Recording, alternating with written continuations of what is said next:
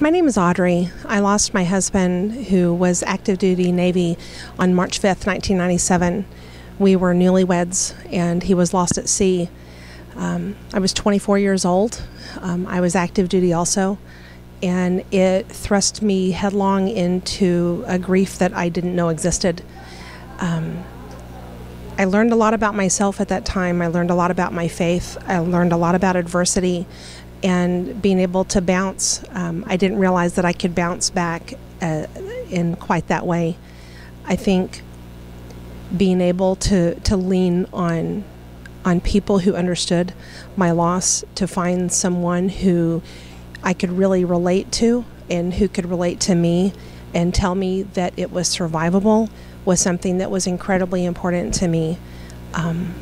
I surrounded myself pretty quickly and pretty early on with other widows who had experienced my kind of loss, my military loss, and who could really be a guide for me and to help normalize what I was going through. And yet, I think the recognition that what I was going through was, even though it was something they could relate to, was also just incredibly individual. And to give myself permission to go through that in my own individual way was very important.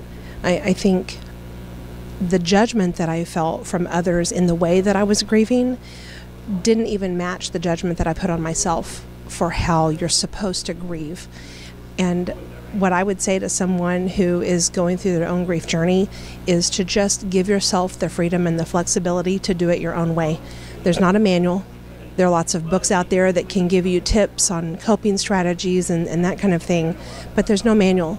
So do it the way you'll do it and let it unfold and make you into the person that you will become.